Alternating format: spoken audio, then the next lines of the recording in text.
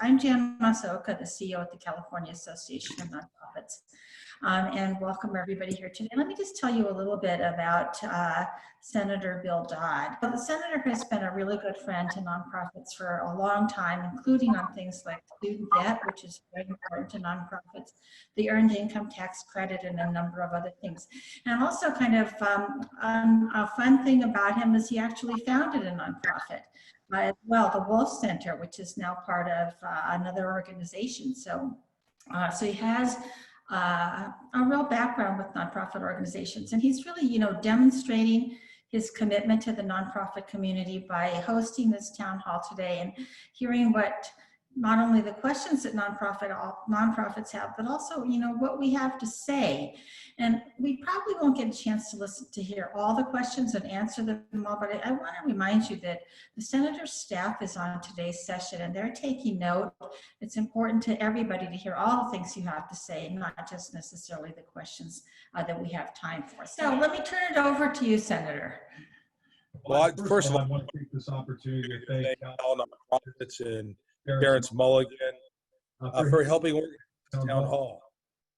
I'd like to introduce our panelists, our co-host, Jan Masaoka from CalNonprofits, Lucy Salcido Carter with CalNonprofits, who will do a federal update, Terence Mulligan with the Napa Valley Community Foundation, and Jenny Ocón with the UpValley Family Center to share some local perspectives.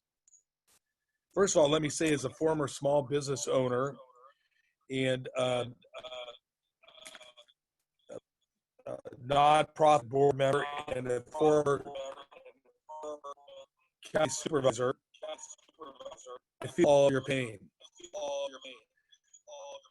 Jan, let me pause here. People know Terence is the president of the Napa Valley Community Foundation and a board member for the California Association of Nonprofits. And so, Terence, you're going to talk about kind of the philanthropic response to nonprofits, not just of your foundation, but of philanthropy in the area. So let us know what you've been thinking. Sure. Thank you, Jan. Can you hear me okay? Just one me? Good. Well, I guess the first thought that came to mind was Napa and the North Bay have been both really unlucky and also very lucky in the ways of disasters, because in the last 5 years we've had a historic earthquake in 2014, the terrible fires of 2017, the public safety power shutoffs of 2019, and now COVID. And the lucky part of that is that through the School of Hard Knocks, I think we've really come together as a nonprofit community, and we understand how to respond with a particular approach on helping the most vulnerable people after Mother Nature intervenes.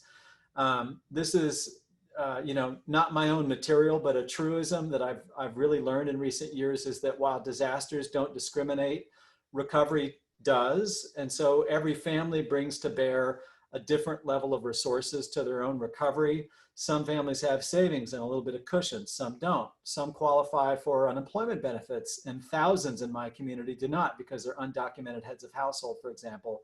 Ain't no stimulus check coming their way, right? So we really try to pay attention to people who will fall through the inevitable gaps in order to not amplify the inequities that exist before a disaster occurs, which means we believe strongly in funding nonprofits to do the work that they're called to do as second responders. We do not starve the pipeline. We fund our nonprofit partners. We give them money so that they can either give services, which are deeply needed and often overlooked, alongside of cash assistance to different populations that might need a hand when disasters occur. Another thing that we've learned as a result of disasters is to sort of give automatically. So we have 15 to 20 nonprofits who we work with that are pre-approved for grants from the Community Foundation when we have a declared disaster, whether it's a man-made disaster, public health emergency, or otherwise. And so far what we've been able to do is put about $3 million in grant distributions into our community. Regrettably, for my colleagues in Solano County and Sonoma County, we are like, a shopping cart on the Safeway parking lot. Like, we don't go outside of Napa County, our wheels turn sideways. We are solely focused on Napa County. But I know that there are other community foundations in those places who are trying to be attentive to what the needs are. Of the 3 million that we have distributed so far, the biggest bet that we've made is about 2.5 million for emergency financial assistance to undocumented heads of household, who are the backbone of our hospitality and agricultural industry here, who when they become unemployed don't get what the rest of us get, which is a check from the federal government. Even as they pay into those systems, they cannot collect. You'll hear from my colleague Jenny, who is one of the 2 nonprofits that is helping us move many hundreds of thousands of dollars to that population, for which we're really, really grateful in a second. The other thing that we've done with the other 500,000 to 600,000 is just to bolster the safety net, feeding programs, mental health, sort of the public health infrastructure aimed at flattening the curve where we are. I realize that for some who are listening to this call, you may not be among the 15 or 17 organizations to whom we've already given money, and I'm mindful of that. So we might yet decide to issue an RFP to see what we have missed. We did that after the fires, for example. But meanwhile, even if we didn't, I want you to know that you can call me, 254-9565, extension 11. I'll put my number in the chat box. And let us know if you're working on a COVID issue that you think merits our attention. We do have limited resources, and we feel like we need to focus what we have on the workforce that's going to get nothing and really fall into hardship if we can't get them cash. But we're always open to hearing from our partners. The last plug I would make is for the COAD. Some years back, we started in partnership with our nonprofit community, Napa County Community Organizations Active in Disaster, which is a room full of people who figure stuff out when there's a disaster happening. How do we coordinate? How do we avoid duplication of efforts? How do we figure out like what to do about the feeding system for people who are vulnerable in that respect? What do we do about emergency cash assistance? So we have signaled to the COAD that we are willing to fund meaningfully in issues that they surface as a body, meaningfully meaning at the minimum 6 figures. And so that's another way to draw our attention to things that you think need it. So that's my 5 minutes.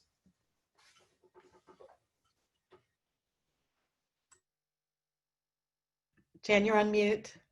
One of the things I mentioned to you before, Terence, is, we see across the state that the communities that have had recent disasters have been the fastest and the smartest in responding. And Sonoma and Napa are clearly 2 of those, but I didn't quite realize how many disasters we've had in the last few years. So that's pretty scary.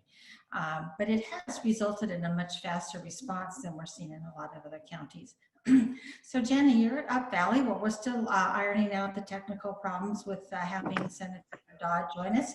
How about telling us what's going on with UpValley and the people that you work with, and how is everybody managing? Sure. Thank you for having me. And I just want to give a little bit of context like Terence did. So we operate 2 family resource centers in Calistoga and St. Helena, the northernmost part of our county, which happens to be most rural and significantly impacted during the past fires and PSPS incidents. So we were able to actually mobilize fairly rapidly around COVID-19 in terms of providing emergency financial assistance to our community. But we never really thought we would be in the business of responding to disasters and pandemics. And that's been really our way of life over these past several years. This pandemic, of course, is on a much greater scale. And I would just say that these incidents have really served to expose the inequities that exist in our communities. The majority of people that we serve are working in seasonal and low-wage jobs in agriculture and in hospitality sectors. Our economy is largely driven by tourism and the wine industry, and COVID-19 in particular has hit the tourism sector really hard, which is the 2nd largest employer in Napa County. And so many of the workforce for the tourism industry are also our clients, or a lot of them. And I would say that, the kinds of needs that we're seeing break into 3 main buckets. It's the basic economic survival needs, barriers accessing government programs and systems, and then health and mental health and the isolation challenges related to those issues. We have been assisting people thanks to the generosity of donors and the community foundation to pay for essentials like rent and utilities and food. In the longer term, I think people are concerned. They're very happy for assistance with these things in the short term, but worried about what are their future employment prospects, what's the potential for eviction if they can't make rent. And those are real concerns that keep people up at night.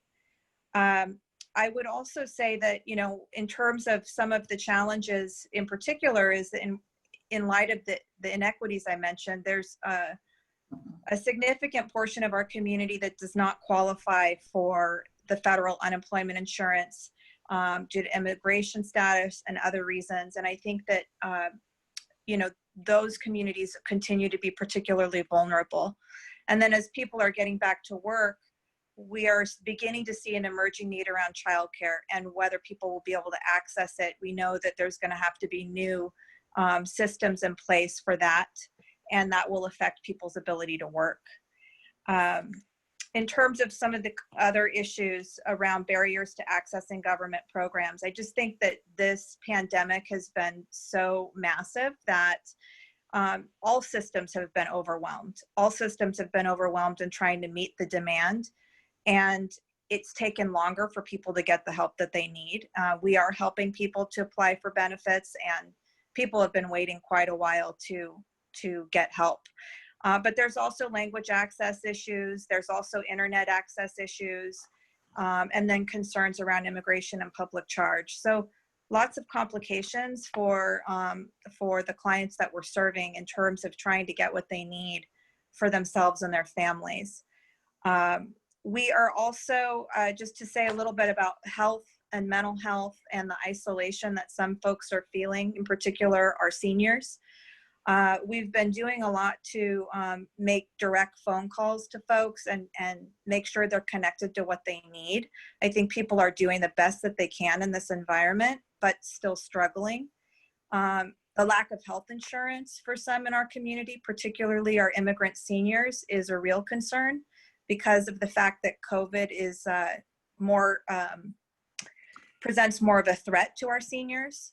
And then telehealth and mental health services have been offered, and we know that people are accessing them, but maybe not at the degree that they would if they were being able to access those services in person.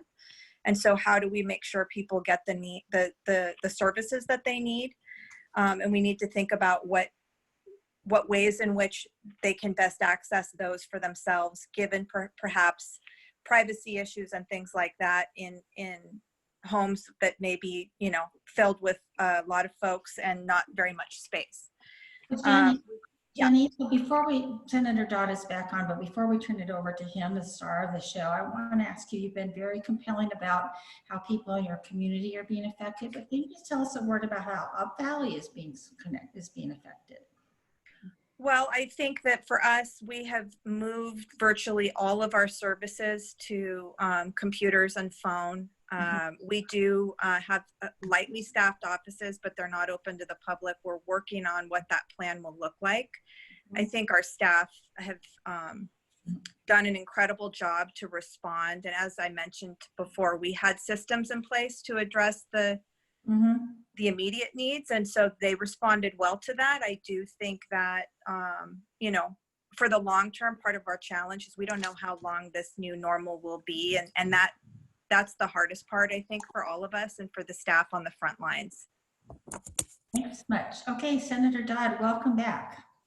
Well, sorry about that technical glitch. I've been getting so good at these Zoom meetings, you know, very, very heavily practiced. That's the first time that's happened to me. So live and learn. I'd really, you know, Jenny and Terence, thank you very much for those. I was able to hear, you know, both of your topics. I really appreciate you being here today. Speaking of being here today, I know that Congressman Thompson really wanted to be here today, but he's been called back to Washington, D.C. So he's on an airplane right now. At any rate, let's kind of go through The topics for today, what my remarks are going to be, is where the pandemic is now, what reopening the economy will look like, and what we need to do to get there, and what a late stage or post-COVID economy will look like, and what impacts that'll have on our state budget, of course. And then we'll take a look at the federal response and what that's been and what we might see in the future. Then we'll share some local perspectives and move on to some Q&A. First of all, the next slide, this is the current rate of new cases in California versus other states. We are flattening the curve through our actions, while most of the other states who were less restrictive were, we're seeing that they have more. Next slide. This graph is a rate of confirmed cases in all the counties that I represent. The North Bay is right on track, and this is why we're moving into broader stages of opening in stage 2. But many of you are already familiar with the 4 stages of reopening. We're moving through stage 2 right now. Stage 3 is, still a few weeks off, but I think some activities like gyms, we've heard from the governor, as we improve, he will add more and more, based on science and data and not pressure and politics. Hair salons and barbers have been approved statewide, but the individual counties decide how to move forward with that. So in some counties, they are not open. So next slide. Stage 2 is not a return to normal. It's not a light switch, but it's a dimmer.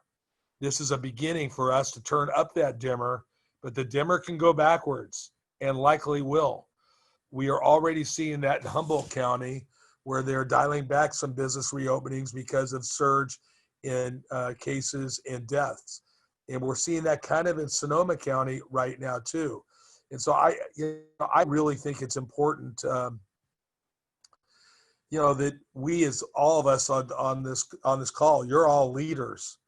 And it's really important that we get out the word. And I know there's people that are just so excited to get back at it that they don't care about their distancing. I had people come up here to me today. I'm at the Capitol, and want to shake my hand again. So whoa, we've got to continue. If we don't want to be back where we were, and I don't, we need to continue to practice social distancing. We need to wear our masks. I've got a lot of masks here on the desks. That we've got to continue doing that, and we can't be in large groups. We know that it's going to be a while. Please, leaders, and then wash your hands. These are just all common sense, frankly. Next slide. Retailers, we know that they're starting to open too. Manufacturing is opening, but we can't. But they take some time to readjust how they do business. Some are using alternative work schedules that are more spaced out, or rearranging their production lines for social distancing. Some office work is coming back, but frankly, a lot of employers are allowing, where they can, people to work at home. My Senate district, I'm in my Capitol office at this point in time, and there's a rule here: if you don't have a member here, no staff can be in the building. And if there is a member here, only one staff can be in the building at a time. So I have one staff at all my other 4 district offices, and the rest are working from home. Next slide. But I want to thank everybody who have been working on the industry guidelines to safely reopen. The governor's office also has statewide trade groups working on this. We're all figuring out this together, and we really need to share ideas of what's the best way to go forward. It'll take time for this all to happen, to be transitioned from working groups to official guidelines, from chambers of commerce to individual businesses and their employees. We want to be welcoming, but we need to educate customers how to stay safe. Much is unclear about this economy, but we can be fairly confident that our state at this point in time is in deep recession. Why don't we go to the next slide? This graph has 2 scenarios: a somewhat optimistic U-shaped scenario and a pessimistic L-shaped recession scenario. Next slide. The Legislative Analyst Office uses those two scenarios to bring up a range for our possible deficit. Optimistically, it's an $18 billion budget deficit. Pessimistically, if things don't happen the way we want them, like getting this help from the federal government, and I do want to thank, I'm telling you, our Congressman Mike Thompson has been working tirelessly for us, along with Speaker Pelosi and our senators, Feinstein and Harris.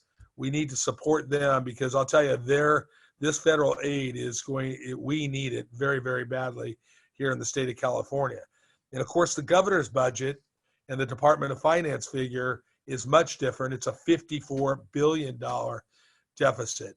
But we all know the Department of Finance generally has very, very conservative figures. But under both economic scenarios, deficits persist until at least the 2024 budget. Over the entire multi-year period, deficits add up to $64 billion in the U-shaped recession and $126 billion in the L-shaped recession. The good news is, if there's good news in all this, is that the deficit is actually less than what it was in 2010 when we went through the greatest recession since the Great Depression. That's because over the last 4 to 6 years, we've been paying down our debts and built a rainy day fund. We've been here before, so we can get out and do it better this time. And our three priorities for minimizing cuts are certainly public education, public safety, and public health. But cuts are going to be spread across every program. I think it's also important to kind of let you know that as a Senate caucus, we've had numerous calls, and we don't think it's time just to start cutting our social fabric. This is the way governments generally act in these situations. And so we're going to be proposing new funding proposals that we've never seen before, like a way of being able to get $25 billion in here by letting corporations and high net worth individuals, or anybody that can prepay their taxes, to be able to prepay them and get a discount for future years, or get a discount on the taxes they pay.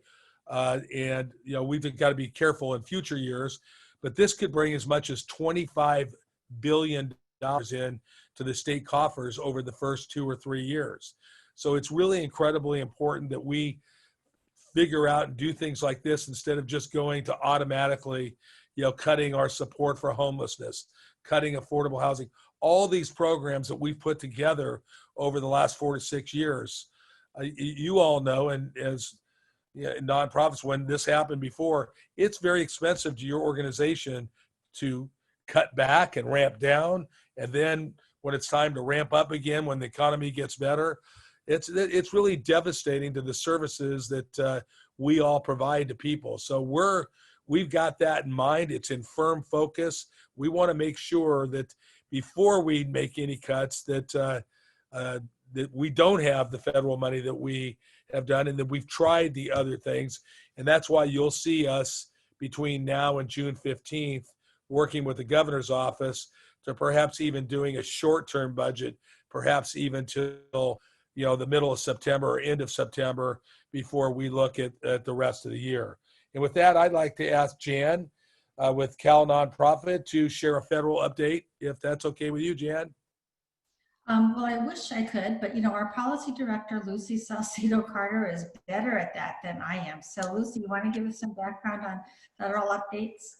And you're on, thanks. Sure, I'd be happy to. Thanks, Lucy. Yeah, you bet. So I'll start with the CARES Act, and many of us know a bit about the CARES Act. It was passed on March 27th, and I'm just going to highlight a couple of the things that had an impact on nonprofits. One of the key things was that it created the SBA's new Paycheck Protection Program. I know most of you have heard about that program, and it has forgivable loans up to $10 million. And nonprofits who are eligible have to have 500 or fewer employees. So that's one of the limitations of that program. And we all know, and I'm sure have heard, that the first round of PPP funding was used up very quickly, but fortunately a second round came in. And there is still money in that second fund of PPP. So I really encourage you, if you haven't applied for a PPP grant, to do so. And folks who do have those PPP loans, I know that right now you're trying to figure out how to have those loans be forgiven, to make sure that you jump through all of the hoops that you need to jump through to not have to pay that money back. There are efforts on the federal level to extend the 8-week period. There is a federal bill in the House right now, the PPP Flexibility Act. I think it might be getting voted on today, actually. And it's a bipartisan bill, so there's some chance that it will get through on both sides of Congress and could actually become law. And one good thing about that is that it would extend that 8-week time period that people have right now for the PPP to 24 weeks, because we know with the length of the crisis that we're all facing, 8 weeks is a blink of an eye, really. The other things that it would do, it would also, let's see what else. It would also ease some of the other requirements for the loan forgiveness portion. So you wouldn't have to use 75% of your loan on payroll. You'd be able to use more of it for other costs. We know that a lot of nonprofits are facing additional costs right now, having to purchase PPE and that kind of thing. So that's another thing that the new bill will allow. So, I mean, I was really happy to hear you say, Senator Dodd, that that leaders at the state are really trying to push for more federal relief, because one of the things that nonprofits are concerned about is the budget deficit and what will be happening for the budget and how it will affect nonprofits. So, I would really encourage nonprofits who are listening in to reach out to your federal leaders as well, to Congressman Thompson and others, and tell them what you need with regard to relief for nonprofits, but also support from the feds to help state and local governments. And with that, I'll turn it back over to you, Senator. Or Jan, did you want to talk about our state level advocacy? You know what, let me ask a question or two that have come from participants, and let me ask it to everybody, and whoever feels like they have a good answer, please respond to it. So we have one question from the Cloverdale Museum of History, and other arts organizations. So we understand the priority right now is health and emergency services, but what is government and what can philanthropy be doing right now to support arts organizations and also environmental organizations?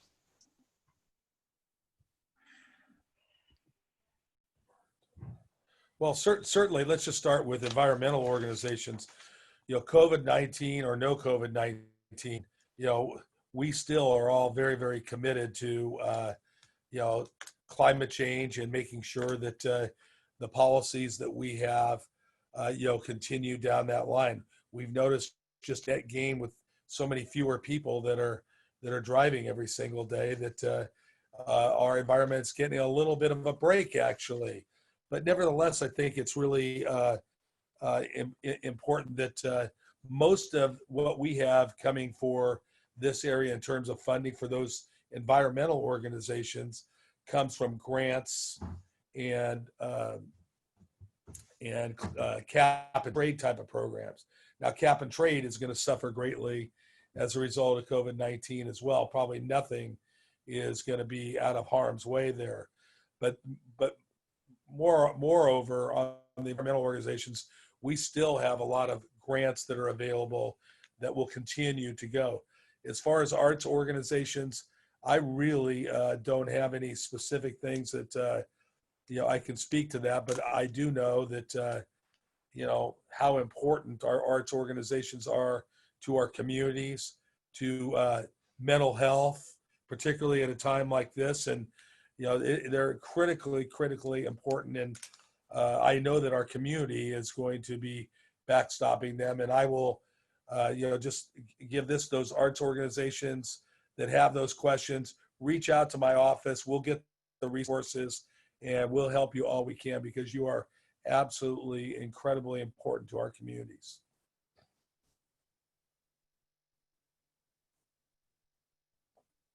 We also have a question from the Solano Family and Children's Services Center, which is kind of echoes something you were saying, Jenny, earlier, which is that, as people start to go back to work, they need to have childcare. They need to have their children be able to go back to family daycare and to childcare centers. And, what kinds of things on the policy front or on other things should nonprofits be doing right now to help support the return of childcare, which support the workforce? I'll just chime in to say that I think that our childcare system has had a lot of challenges over the years in terms of the ways in which it's structured. And I'm not a childcare expert, but I do know that there are, significant gaps. There's been efforts to fund preschool for all. There's been efforts to, we have gaps in infant childcare already pre-COVID. So I think it's really, incumbent upon us to just take this opportunity to think about how might we need to structure this and do this differently. We know that, a lot of families have two parents working.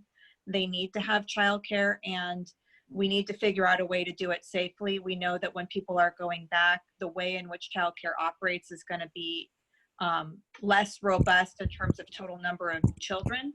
And so it is a real challenge. It's not, it's a challenge for local communities, but it's a challenge for our state and for the nation. And so I think bringing our childcare providers, our experts to the table and hearing from them and our First Five association and, all of our First Five commissions that have those ties, they're critical voices for helping us understand what we can do differently. I mean, it is definitely an essential part of our infrastructure. We have one more participant question that I want to make sure that we get to.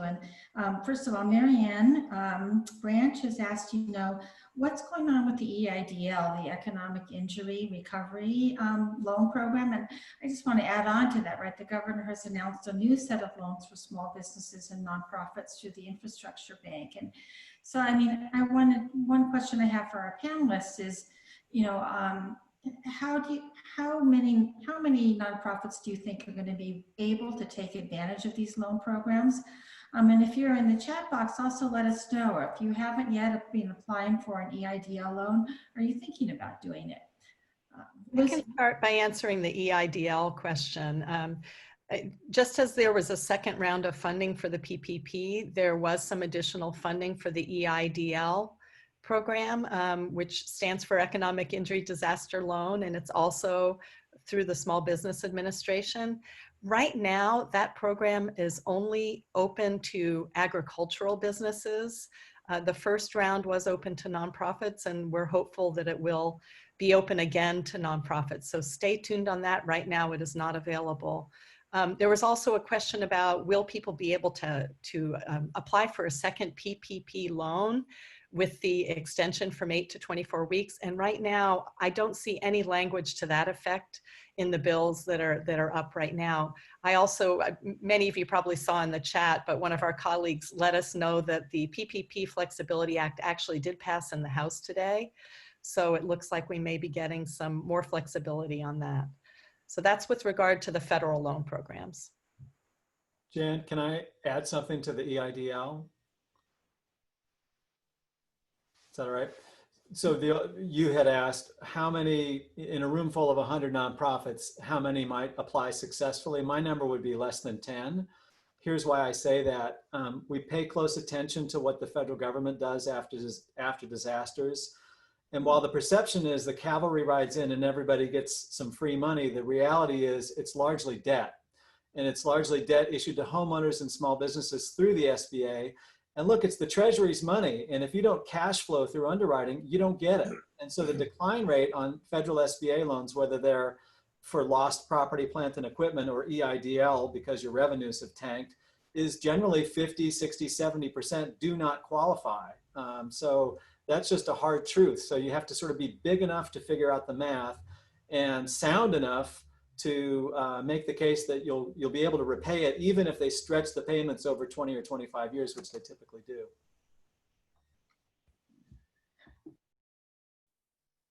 It sounds like the voice of experience and from other disasters speaking.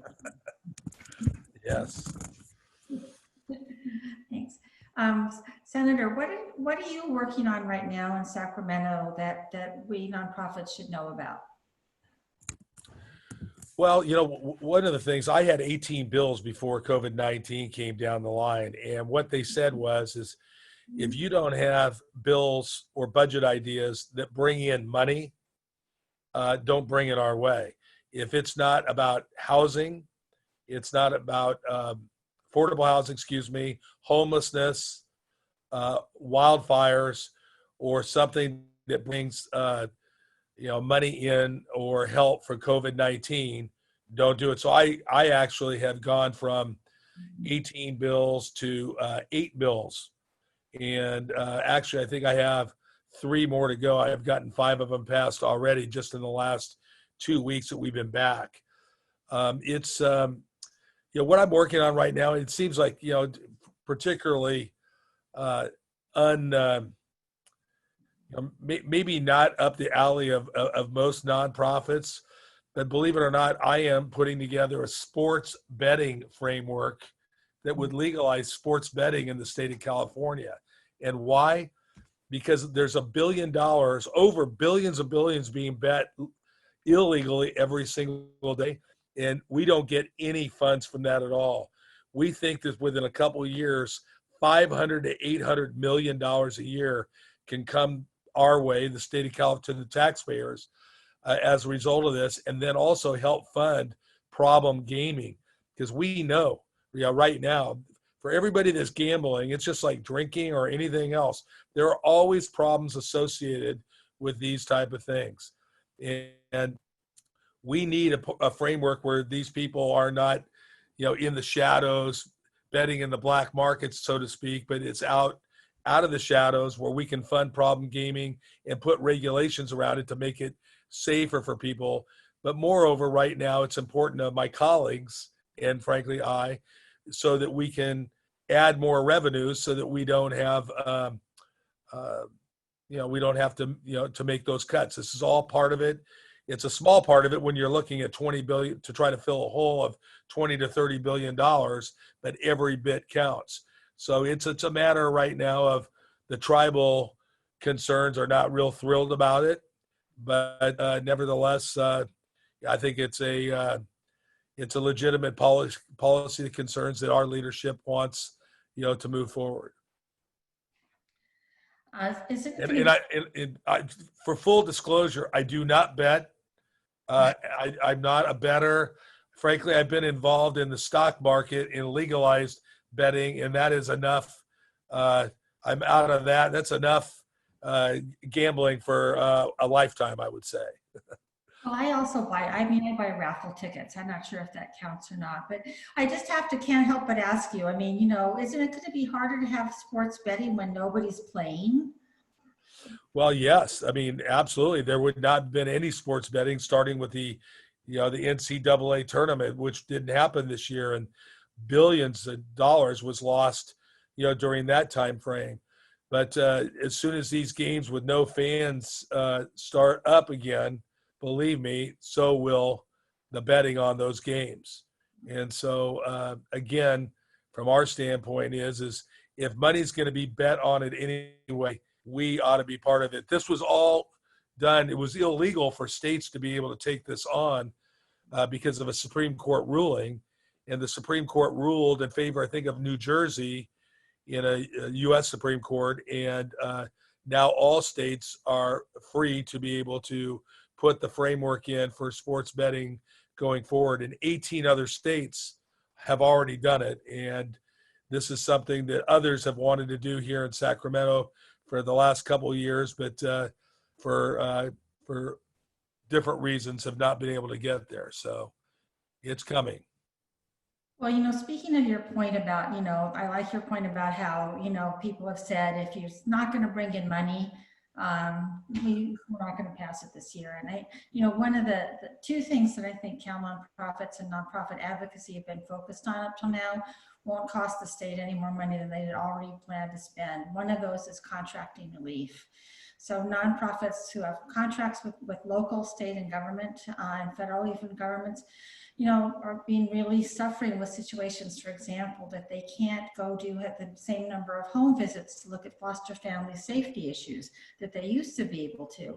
But at the same time, they can't lay off all their staff. They still need them to be making phone calls, doing other kinds of things, following up. Or our senior centers, they used to be paid per meal that they serve to seniors. Now seniors can't get to them. They are still delivering them, but obviously they're not serving as many people. So some counties have been really outstanding in being flexible with nonprofits about paying them in 1/12 of their full contract, as opposed to paying them for numbers of things they simply can't do anymore. But we really need that statewide guidance to be uniform so people can have consistency among their different funders. And the second thing is, equal treatment for nonprofits and for-profits when it comes to things like being employers and being commercial tenants. 1 in every 14 California workers, 1 in every 14 California jobs is at a nonprofit organization. So in fact, we are really important employers. And thanks to nonprofit advocacy, I believe it, both federal and state, a lot of programs like the Paycheck Protection Program, have been made available equally to nonprofit and for-profit employers. Whereas in the last recession, many of those same programs were not made available to nonprofits, just to for-profit small businesses. So, but those two things I think are some of the most important questions for nonprofits in terms of coming out of the recovery. And I would just say one other thing, which is that, we know in particular that nonprofits in rural communities and nonprofits in communities of color and nonprofits in poor communities just don't have the money that nonprofits elsewhere do. And I think that that's something for all of us to be looking at statewide, is to see that more of the money comes from wealthy areas and goes to the people that really need it. I think a lot of great work is being done on that in county, like some of the things Terence was talking about. But I think that we need to see that happen on a statewide basis as well, as you mentioned. Well, hopefully, I really like that idea in terms of paying nonprofits 1/12 of their contract as a minimum, so that they have the cash flow to be able to get through these times. These times call for special measures like this. Well, I don't have the ability to make a difference statewide. We could start and be your partner if you would help my staff and I with a letter that we can send to all the counties suggesting that that's that I represent 6 counties, and I could get some members perhaps to even sign on this program. This is something that needs to be done. It needs to be done now.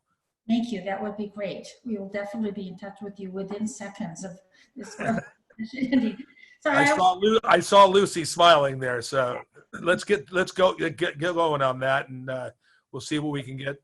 Another question for all of the panelists, I think, is from Ryan at the Blockchain Academy. And he says, what is our area doing, or should we be doing, to diversify the economic base in the county and in the district, as well as kind of strengthening nonprofits, also looking at the industrial base?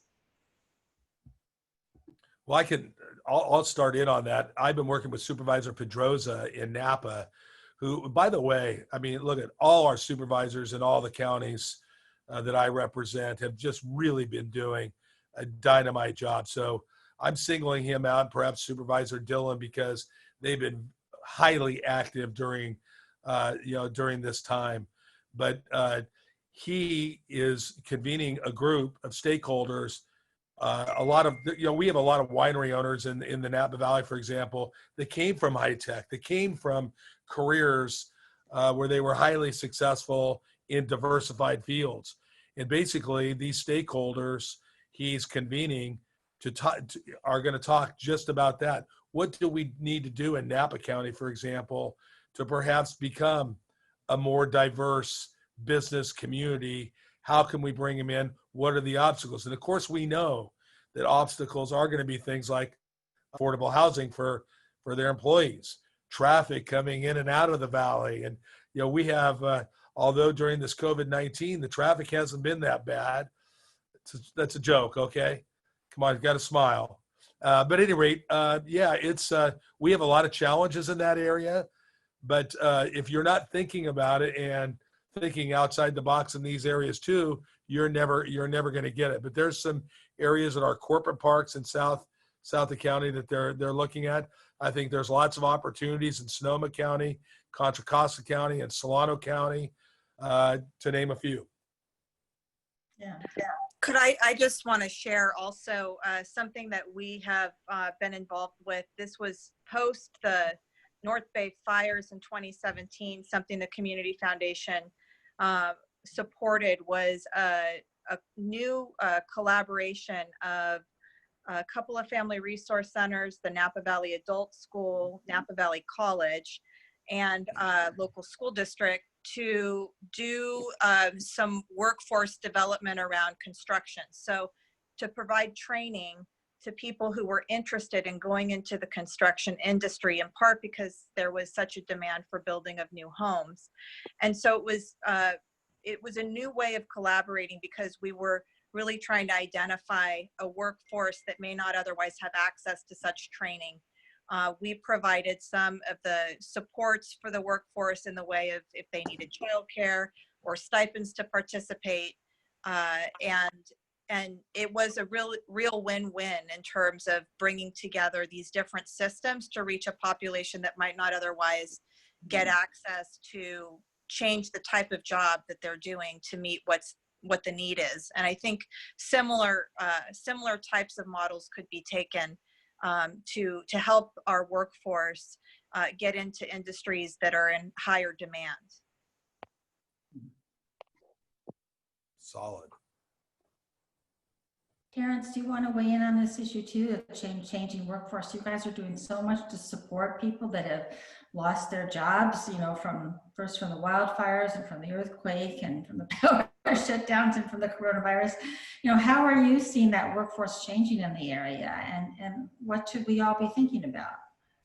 Well, I was just going to say what my colleague Jenny already said. We've tried to get people to have some economic mobility and some greater earnings power by training them up for this really in-demand sort of thing.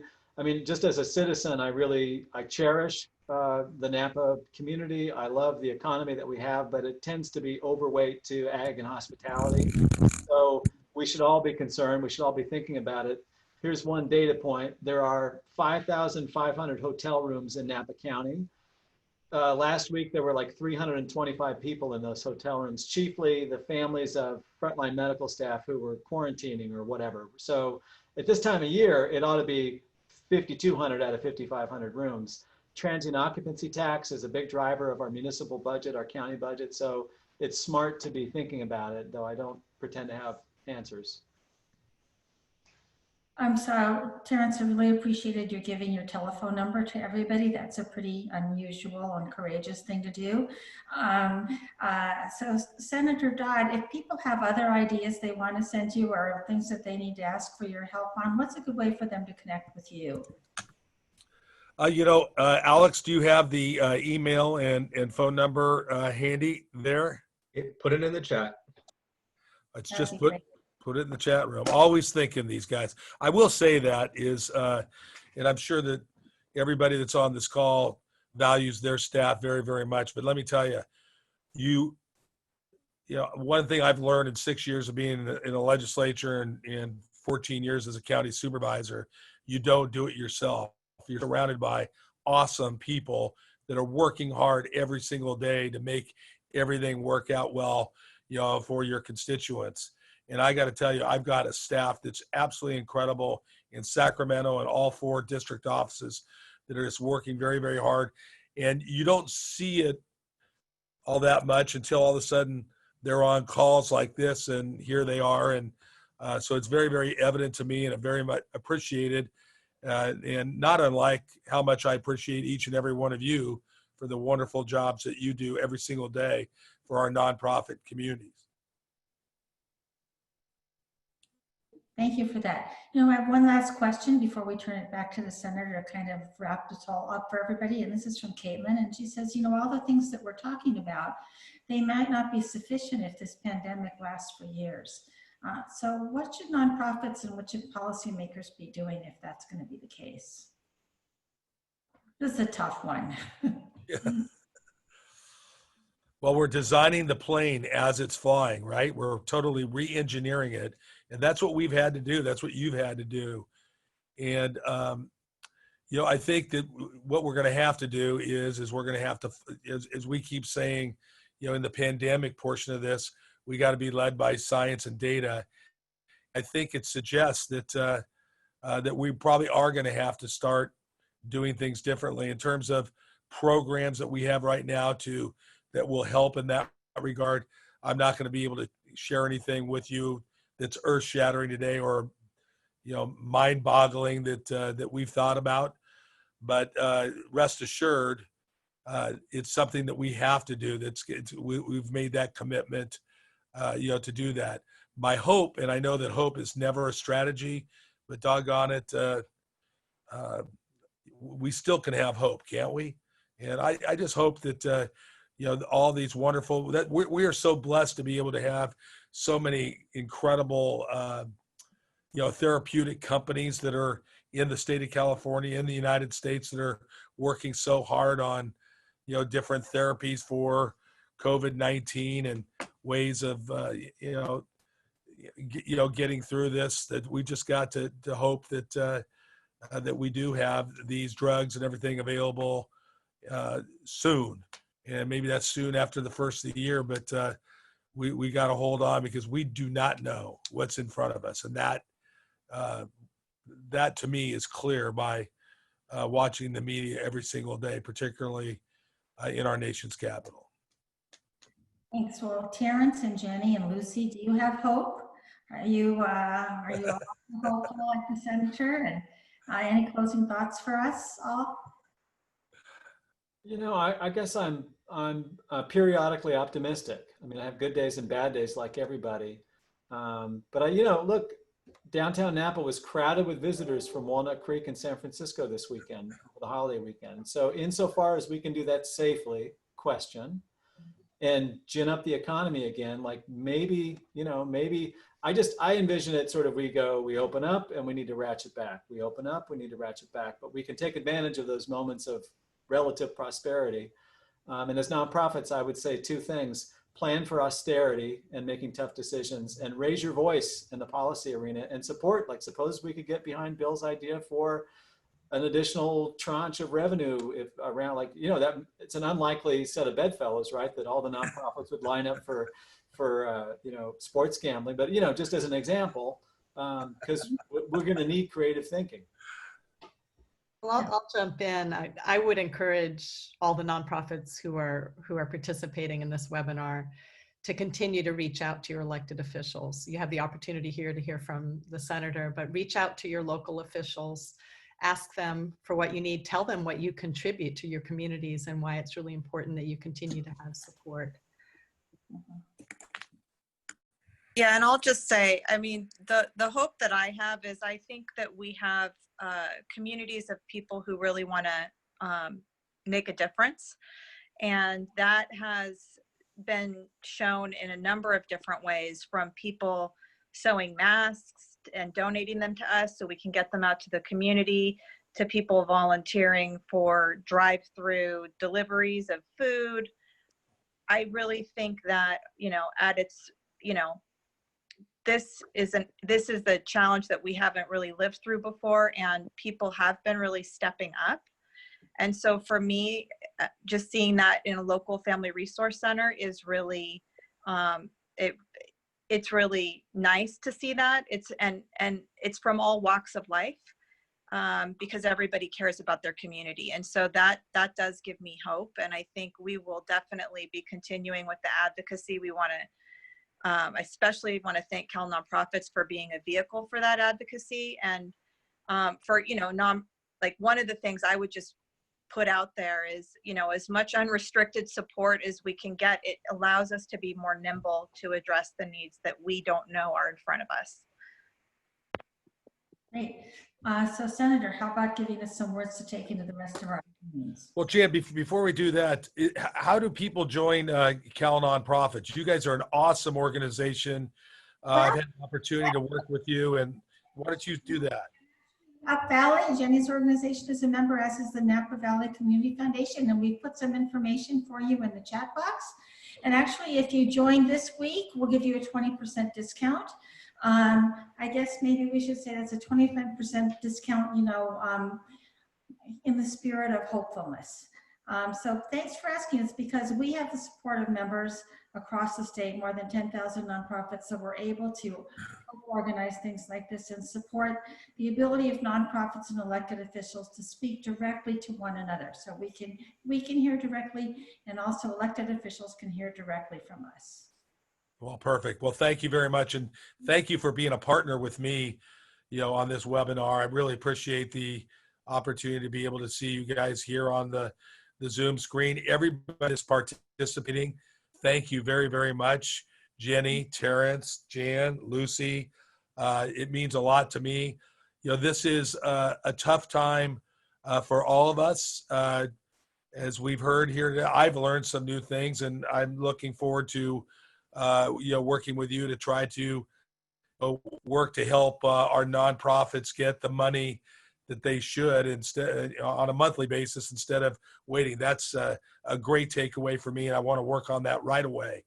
But moreover, we are, that's one of the things that I think Terence and Jenny have talked about it. We've had fires, we've had floods, we've had earthquakes in Napa, and for us, PSPSs, for heaven's sakes, and now to have this and then have everybody sharing in this throughout the state of California is really a tragic event. But one of the things that we've seen is we've all got communities that pull together into our nonprofits. People that can generally tend to become more charitable and will give more during these times. And we're all in this together. And I think that's the point. That's the takeaway here. My team and I are ready, willing, and able to serve.